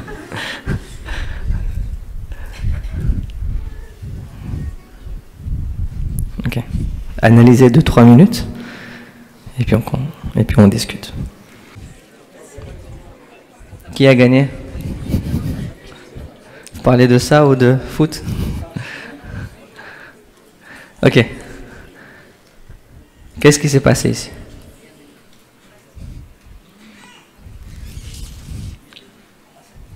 Celui-là, il est beaucoup plus simple que l'autre.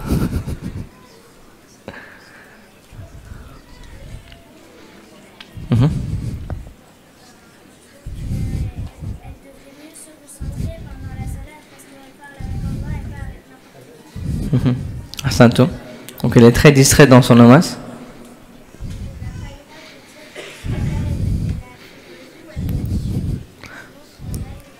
Ahsantou, très bien. Oui, son wudu a un problème ici. La règle du wudu ici, c'est l'autre côté du ihtiyat. Si je ne suis pas sûr que j'ai fait wudu ou pas, je dois faire wudu. Je ne peux pas dire Inch'Allah c'est fait. D'accord? Et de l'autre côté, c'est la même chose. Si je suis sûr que j'ai fait wudu, mais je ne suis pas sûr que mon wudu est devenu batil, ici on dit Inch'Allah, c'est pas batil. Vous voyez, l'islam nous donne les deux côtés. Il y a des endroits où on dit Inch'Allah, c'est fait, il y a un endroit où on dit Inch'Allah, c'est pas batil. Rappelez-vous ce que l'islam nous apprend.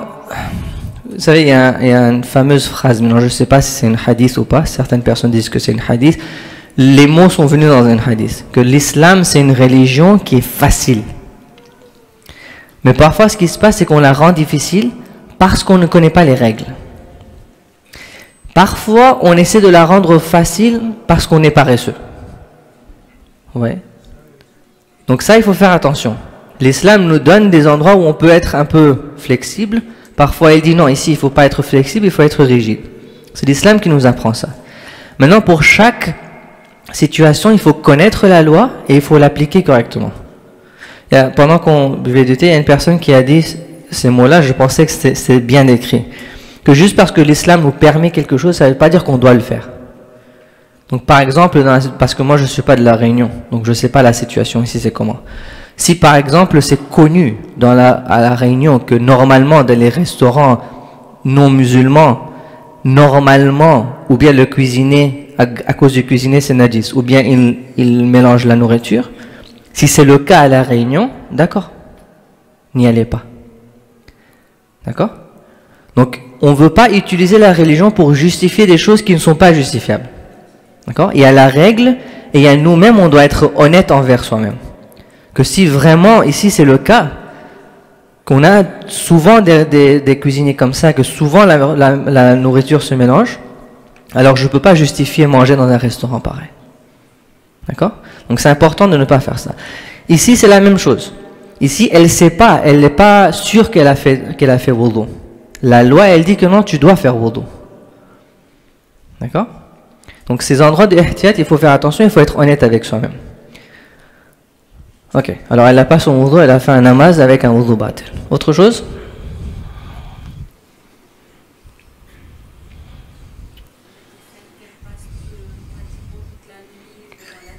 Et qu'elle garde, qu'elle ne fait pas le travail qu'elle est supposée faire, c'est pas grave, mais en même temps, si elle fait ça tous les jours, elle ne pourra pas avancer. Elle ne pourra pas avancer. Ahsantou. Donc l'islam, c'est pas seulement le wajib et le haram. Le wajib et le haram, c'est la base, d'accord? C'est la structure. C'est comme la fondation, c'est les piliers en ciment. Piliers, ça se dit? C'est correct. Là, j'ai essayé, j'ai pris le risque. Ok, c'est la fondation et les piliers en ciment. Mais il y a aussi le reste de l'islam. Il y a le akhlaq, il y a le côté mustahab, il y a le côté akhlaq, il y a le côté social. Tout ça, il faut considérer tout ça. Une personne qui perd son temps toute la journée, elle passe ses heures devant la télé, dans les réseaux sociaux, à faire n'importe quoi. Peut-être qu'elle ne fait pas quelque chose de haram. Vous allez voir que si. Mais normalement, elle ne fait pas quelque chose de haram, se dit bon, c'est pas grave. On a des hadiths très très sérieux sur ça. Des hadiths qui disent par exemple que Allah déteste un jeune qui perd son temps. Tu ne peux pas te rapprocher de Dieu si tu fais quelque chose qu'Allah déteste. C'est une imperfection. Même si dans le zahir, c'est pas écrit dans le risala c'est haram de regarder la télé. C'est haram de perdre son temps. Parce que c'est une instruction akhlaq. D'accord? Vous n'allez pas le voir dans le Tawzihul Masail des ahkam de fiqh. Mais c'est une instruction akhlaqi. Et si vous ne suivez pas ça, vous n'allez pas vous rapprocher d'Allah subhanahu wa ta'ala. Mais vous allez voir, Inch'Allah, si on a le temps, que souvent quand on ne suit pas certains principes de akhlaq, on finit par faire du haram. Et ça nous éloigne de Allah. Quoi d'autre?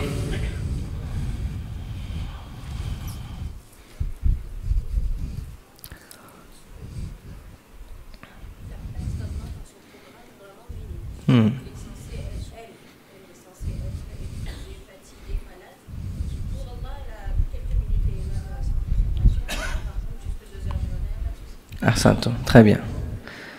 Donc pour cette personne-là, dans sa journée, la prière c'est quelque chose qu'elle fait rapidement, mais elle passe beaucoup plus de temps à faire autre chose, souvent des choses qui ne sont même pas tellement importantes.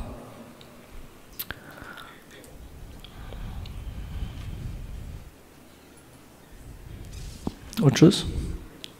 Alors déjà, on apprend une chose, que pour pouvoir se rapprocher de Dieu, on a besoin de ilm, on a besoin d'apprendre. Une des choses qui manque vraiment dans les communautés généralement, c'est que le niveau intellectuel de la communauté n'est pas à la hauteur qu'il faut. Il y a beaucoup de choses qu'en tant que mu'minin, on ne connaît pas. Comment est-ce qu'on peut se soumettre à Allah dans tous les aspects de notre vie si on ne sait pas quoi faire? Donc vraiment, il faut se décider que si je veux me rapprocher d'Allah, si je veux une vie spirituelle, je dois apprendre. L'apprentissage doit être une partie de ma vie. Comme manger, boire, dormir, apprendre. Oui, c'est pas pratique d'apprendre l'islam comme le ferait quelqu'un qui est au Hawza, qui le fait comme son 10 jours de la journée, 15 heures c'est beaucoup. Les mujtahidis, ils passent 15 heures, nous on fait pas ça. D'accord? 10 heures de la journée à étudier, on ne demande pas ça de tout le monde. Mais au moins 2 heures, 3 heures dans une semaine, c'est pas trop. Mais on n'arrive pas à le faire. Pourquoi? Parce qu'on ne gère pas bien son temps. On perd beaucoup de temps. Et à cause d'une mauvaise gestion de temps, on n'arrive pas à apprendre. Et parce qu'on n'apprend pas, on tombe dans beaucoup de haram. Et on abandonne beaucoup de wajibat. Et puis on se demande pourquoi je ne suis pas spirituel. Pourquoi je ne me sens pas connecté avec Allah.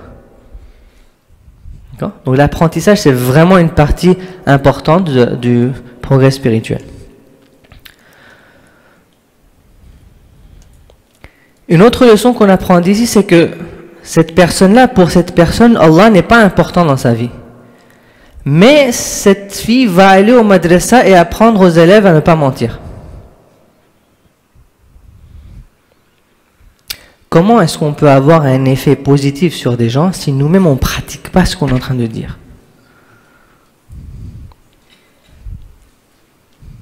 En tant que professeur de madrasa ou les jeunes qui sont actifs dans la communauté, c'est bien d'être actif, c'est très important et continuez-le. Mais il faut aussi commencer à réfléchir que comment est-ce que je peux dire aux gens, aider les gens, aider la communauté à faire des trucs, des programmes islamiques, mais moi-même je ne vis pas l'islam. Ça ne va pas ensemble. Donc il faut sérieusement commencer à vivre l'islam avant qu'on apprend aux autres comment vivre l'islam.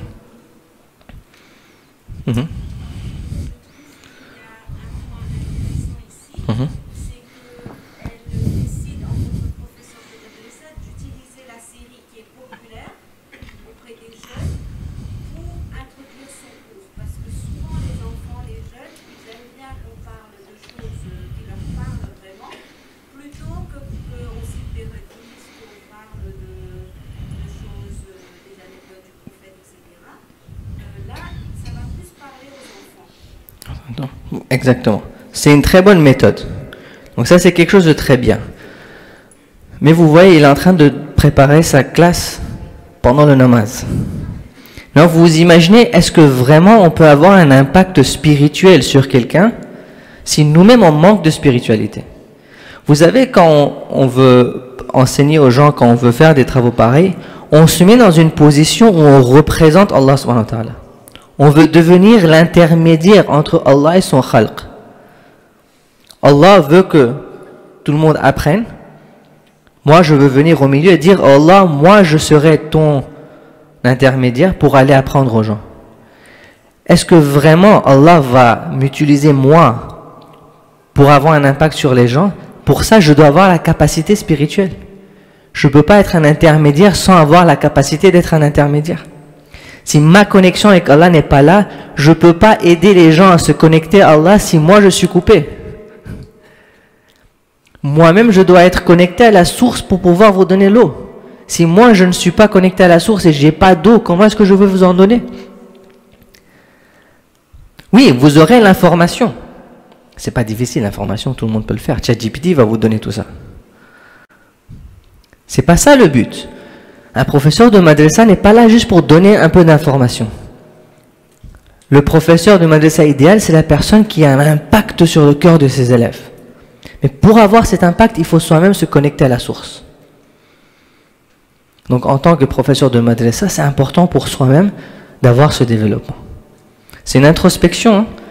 Oui, quand je connais ce gars-là, il enseigne au madrasa. J'ai pas le droit de faire ça. Moi, je connais pas le chemin de chaque personne. J'ai pas le droit de juger les autres. Il y a une seule personne que j'ai le droit de juger dans la vie, c'est moi-même. Je ne devrais rien avoir avec les autres. Leur progrès à eux-mêmes. S'il y a des gunas qui se passent en public, il y a les règles de Amr bil Ma'ruf Nahi Munkar. Ça, c'est bon. Mais je ne peux pas juger une personne que sa connexion avec Allah est faible, donc il ne devrait pas faire ça. Par exemple, enseigner au madrasa. Ça, c'est pas mon haq de faire ça. Bon, il y a d'autres choses qu'on peut apprendre d'ici. On fait un dernier. Je pense qu'on va passer le dernier. C'est pas un problème? Okay. Les 10 dernières minutes, je veux parler un peu de gestion du temps. Comme vous l'avez vu, si on ne gère pas son temps correctement, on peut finir par faire du haram.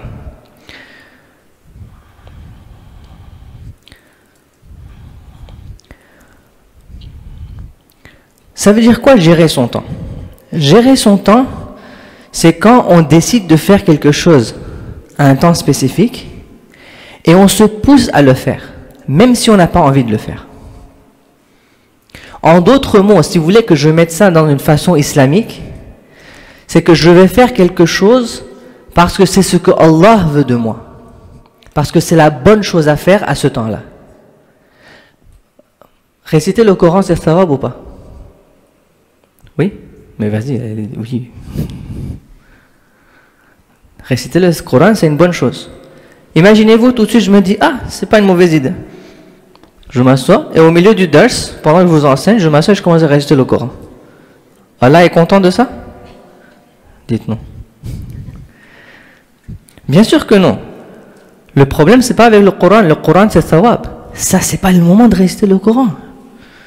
Les gens sont venus pour écouter quelque chose, moi je m'assois, je récite mon Coran. Chaque chose a son temps. À chaque moment, je dois réfléchir, qu'est-ce que Allah veut de moi tout de suite? Ça demande un peu de réflexion. Une personne qui ne contrôle pas son temps, il fait les choses à l'instant. Donc il suit son nafs. Quelqu'un qui fait les choses d'une façon organisée, où il gère son temps, c'est une personne qui fait les choses d'après son aql. Parce que c'est la bonne chose à faire. Si j'ai décidé, sans extrême, avec un peu d'équilibre dans ma vie, j'ai décidé que par exemple, à 14h, je vais m'asseoir et réciter le Coran. Maintenant il est 14h, j'étais en train devant mon Instagram, il est 14h. Qu'est-ce que je vais faire maintenant? Si je décide que j'ai du temps, encore 5 minutes. Là, je suis mon nafs. Et si je sais que Allah veut de moi que j'arrête ça, parce que j'ai décidé avec un bon raisonnement, j'ai décidé qu'à 14h, c'est un bon moment pour réciter le Coran. Parce que si je ne le fais pas tout de suite, je ne pourrai pas le faire plus tard. Là, c'est le moment de le faire. Alors, il faut le faire.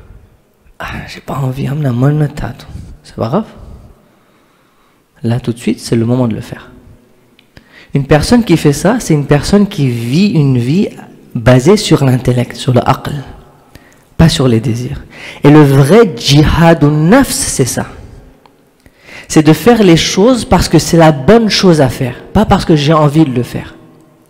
Et vous allez voir dans la spiritualité, souvent ça se passe comme ça. On prie namaz échappe, j'ai envie de prier, j'ai le shauq de prier, alors je prie. Je vais au ziyarat, je sors de l'hôtel, j'ai envie de faire, je vais faire ziyarat. Quand j'ai pas envie de le faire, je vais pas faire. Ça montre quoi? Ça montre que je fais les choses pour moi-même, pour mon émotion, pour mes sentiments. Alors qu'il y a un abd qui vient au haram et qui dit à Imam Hussein, j'ai pas cette émotion tout de suite. Mais je suis venu pour ziyarat, je viens te faire salam, même si dedans, l'émotion n'est pas là. Mais je viens parce que tu le mérites. Parce que je te dois ce respect. Quelle est la meilleure chose à faire entre ces deux-là? Cette personne qui le fait parce que l'imam Hussein l'aime ou parce que lui-même il a envie de le faire. C'est ça la différence entre l'émotion et l'intellect. Quand on fait des choses parce que c'est la bonne chose à faire, ça nous rapproche d'Allah. Ça ne veut pas dire que juste parce que je le fais parce que j'ai envie de le faire, il n'y a pas d'effet. Il y a toujours des effets positifs. Mais c'est là où les niveaux sont différents. Il y a des gens qui font des choses seulement quand ils ont envie de le faire. À un moment, ça s'arrête. Le ikhlas, il s'arrête ici. Mais quand on commence à faire les choses parce que c'est la bonne chose à faire, c'est là où on dépasse le nafs et on monte plus haut. Je peux utiliser plein de terminologie irfan là-dedans. Je ne le fais pas exprès. Parce qu'on s'est créé une image du irfaniyat qui devient un obstacle. Parce qu'on commence à s'imaginer que moi je ne veux pas devenir comme ça. Et puis on laisse ça de côté. On est coincé dans les mots et les terminologies et tout ça, et on finit par se coincer dans cette vie. Alors qu'on est tous capables d'être Ayatollah Bahjat. On est tous capables d'être Allama Tabatabai. C'est pas réservé à ceux qui sont en Iran ou à Najaf. Ce serait injuste de Allah de limiter le progrès spirituel dans une location géographique. Ça n'a pas de sens. Là où il y a un être humain, il y a le potentiel de se rapprocher d'Allah. Que vous soyez à La Réunion, ou à Paris, ou à Qom, ou à Los Angeles, ça ne change rien. Là où vous êtes, vous avez le potentiel de vous rapprocher d'Allah. Donc je n'utilise pas les mots compliqués, je dis des mots simples, mais tout ça, en réalité, va vous amener dans des hauteurs très grandes. Sans même peut-être réaliser que ce que les gens ils parlent de Irfaniyat et tout ça, c'est exactement ça. C'est juste différents mots. D'accord? Donc le concept c'est le même. Les mots sont différents. Donc une personne qui vit sa vie d'après le aql, c'est une personne qui ne suit pas son nafs. Il fait ce qui est correct. Et donc il se rapproche d'Allah. Et c'est ce hadith qui est très beau de l'imam Sadiq alayhi salam, il dit, quand on le demande, ça veut dire quoi le taqwa? Il dit, Allah yafqidaka Allah haythu amarak, que Dieu ne te perd pas là où il t'a ordonné d'être. Wa an la yaraka haythu nahak, qu'il ne te voit pas dans un endroit où tu n'es pas supposé être. Ça c'est un résumé de tout le concept de gestion de temps. Où est-ce que je suis supposé être aujourd'hui? Aujourd'hui, par exemple, on a un atelier. J'ai décidé que je vais aller pour cet atelier parce que ça a l'air d'être quelque chose de bien. Inch'Allah, que ce soit quelque chose de... soit une bonne décision que vous soyez venu ici. Je ne sais pas, c'est à vous de juger. Inch'Allah, que vous avez appris quelque chose. Disons que vous avez décidé que ça, c'est la bonne chose à faire. Il y a un ami qui vous appelle, viens, on va au resto. Quelle décision? Il y a un ami qui vient et vous dit, eh viens, on va rester Ziyarat Ashura ensemble dans les montagnes. On va faire un peu de méditation. C'est bien de le faire, mais est-ce que c'est le bon moment? Ou est-ce que Allah veut que je sois tout de suite? C'est une question. Peut-être pour certaines personnes, la réponse serait oui, on va dans les montagnes, on fait Ziyarat Ashura. Ça, c'est à nous de réfléchir. D'accord?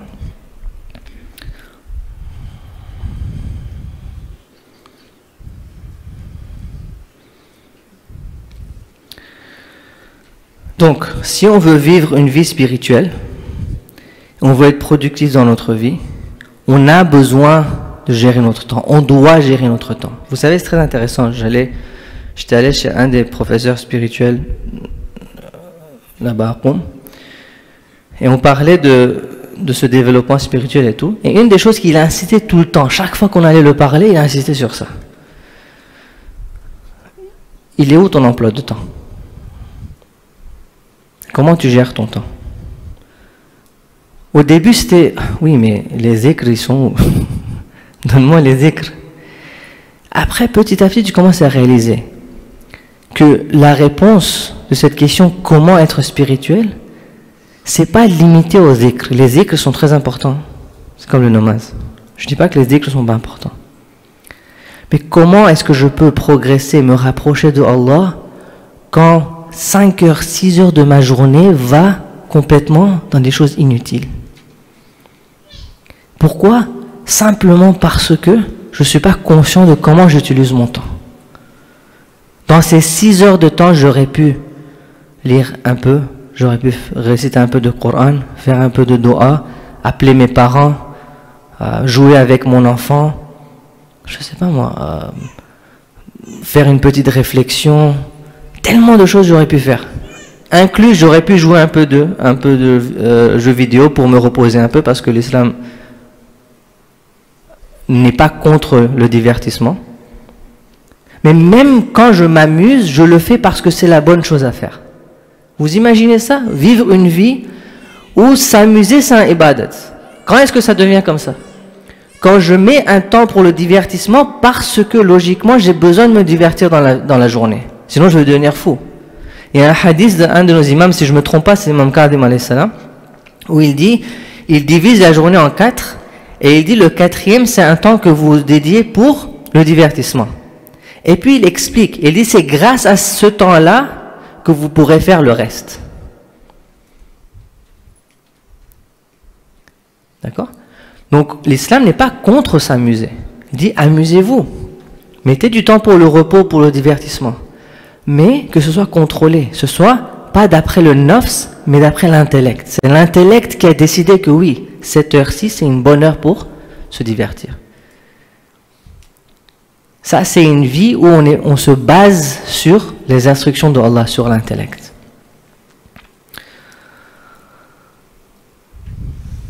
Donc, il faut prendre le temps au sérieux. On a plein de hadiths. Je ne veux pas mentionner tous les hadiths, ça prend beaucoup de temps. Mais on a besoin de créer un système qui nous aide à gérer notre temps. Alors ça, c'est un atelier complètement différent qui prendrait beaucoup de temps pour le faire. D'accord? Pour ceux qui sont intéressés, on peut parler de ça plus tard. Mais vraiment, c'est important qu'on apprenne à gérer notre temps. Vous allez voir en ligne, il y a plusieurs façons de gérer le temps, il y a des différentes méthodes à le faire. L'islam, c'est très intéressant, on nous a donné une méthode de le faire qui inclut plusieurs méthodes qu'aujourd'hui les Occidentaux nous apprennent. Alors qu'on avait ces réponses il y a 1300-1400 ans. Par exemple, il y a une technique fameuse que Elon Musk utilise, ça s'appelle time blocking. C'est un hadith de l'imam Qadim, Imam Sadiq, Imam Rida. Si on analyse, c'est exactement ça, c'est du time blocking. Allez voir ça sur YouTube, vous allez trouver l'équivalent en français. C'est pratiquement ça. C'est vraiment de dire que vous vous asseyez un jour, vous créez un tableau, pour chaque heure ou chaque créneau, un créneau peut être un créneau de 1 demi-heure ou 1 heure ou 1 heure ou 2 heures, pour chaque créneau, vous décidez qu'est-ce que vous allez faire ici. Et vous réfléchissez avant de décider, comme ça vous créez un horaire qui est équilibré. Ça inclut votre ibadat, votre travail, votre vie sociale, votre dimension intellectuelle et votre dimension spirituelle. Et si vous vivez d'après un tel horaire, c'est impossible que vous vous rapprochiez pas de Allah, parce que vous êtes en train de faire toutes vos responsabilités. Vous avez réfléchi, vous vous êtes assis, je dois faire quoi? Je dois appeler mes parents. Disons que je suis un élève d'université, j'habite loin de mes parents. Je dois appeler mes parents. Je dois, je sais pas moi, je dois manger, je dois dormir, je dois prier namaz, je dois réciter du Coran, je dois faire un peu de méditation, je dois faire muhasaba, je dois faire ma lecture, je dois étudier. Je dois par exemple faire ma barbe, couper mes ongles. Il y a toutes ces choses à faire. Vous avez vu, souvent ça se passe. 1 semaine, 2 semaines, 3 semaines, on n'a pas fait attention, notre barbe elle est comme ça, les ongles ils sont là, c'est sale. On est sale, on est impur et on pense que je suis spirituel. Il n'y a pas de spiritualité dans la saleté, dans l'impureté. Mais si on ne gère pas notre temps, on finit par oublier certaines choses comme ça. Et c'est là où on oublie la base. En pensant qu'on est spirituel parce qu'on prie plein de namaz et plein de azkar et tout ça, on oublie certaines choses qui sont importantes et qui sont de base. Et ça se voit souvent dans les relations familiales. Et c'est pour ça qu'on a décidé, quand je venais ici, que je vais passer la plupart de mon temps à faire des sessions sur les relations familiales. Relations entre couples, relations avec les enfants. Parce que c'est là où vous allez voir le plus de problèmes spirituels. Je les appelle des problèmes spirituels. Par exemple, une personne, un père ou une mère, c'est pas important, qui ne donne pas du temps à ses enfants, pour jouer avec ses enfants. Ça, c'est un problème spirituel. Parce qu'en tant que père ou mère, je dois mettre du temps pour jouer avec mon enfant. C'est un besoin que cet enfant est là. Et moi, je suis responsable en tant que parent pour le faire. Donc, ma proximité envers Allah, c'est pas seulement dans les namazs. Quand je joue avec mon fils, quand je passe 20 minutes, 30 minutes à jouer avec mon fils, à rigoler, à sauter, à faire tout ça, je suis en train de me rapprocher de Allah.